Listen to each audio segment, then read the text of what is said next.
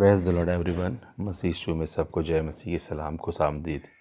इफिसियों 5:17 कहता है, इस कारण निर्बुद्धि ना हो, पर ध्यान से समझो कि प्रभु की इच्छा क्या है।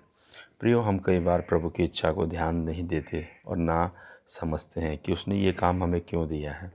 हम कई बार अपने जीवन के उद्देश्यों को नहीं समझ पाते। आज सुबह के समय प्रियो, मैं आपको उत्साहित करना चाहता हूँ कि आप परमेश्वर के दिए हुए उद्देश्यों को पूरा करें। जब परमेश्वर ने आदम हवा को बनाया तो एक विवाह के जोड़े के रूप में बनाया, पति पत्नी के रूप में बनाया। उनका एक उद्देश्य था कि वो परमेश्वर की आवाज़ सुने, लेकिन उन्होंने वहाँ पर एक अन्य व्यक्ति सांप की आवाज़ सुनी, जिससे वो अपनी प्रतिज्ञा से, अपने उद्देश्य से, जीवन का जो बुलाहट है उससे बाहर आ गए, अर्थात वाटिका से बाहर निकल गए। तो प्रियो, हमें निर्बुद्धि नहीं होना है। हमें ध्यान से समझना है कि प्रभु ने कोई काम हमें सौंपा है तो उसके पीछे कुछ ना कुछ उद्देश्य होगा, और प्रियो, उस उद्देश्य को पूरा करने के लिए अपना जीवन लगा दे। नूह ने अपने समय पर जहाज़ बनाने के लिए परमेश्वर की आवाज़ को सुना। परमेश्वर ने उसे एक दर्शन दिया कि तू एक जहाज़ बना और वर्षा होने वाली है क्योंकि, लेकिन उस समय के लोगों ने उसे पागल समझा।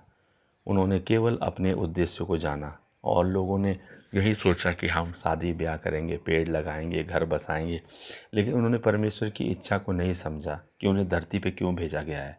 बहुत सारे आत्माएं परमेश्वर के पास पड़ी हुई हैं, ऐसा वचन बताता है, लेकिन आपको और मुझको मौका इस धरती पे क्यों दिया गया है?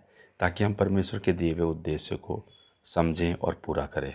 तो प्रियो, आज तो मैं आपके लिए प्रार्थना करना चाहता हूँ कि प्रियो, अगर आपको ये बात सुनकर उत्साहित हुए हैं और आपको भी लगा है कि परमेश्वर ने किसी उद्देश्य से बुलाया है, तो आज ही मैं आपके लिए प्रार्थना करना चाहता हूँ कि प्रभु आपकी मन की आंखें ज्योतिर्मय करे, कि आप जानें कि परमेश्वर ने आपको क्यों बुलाया है। आमीन।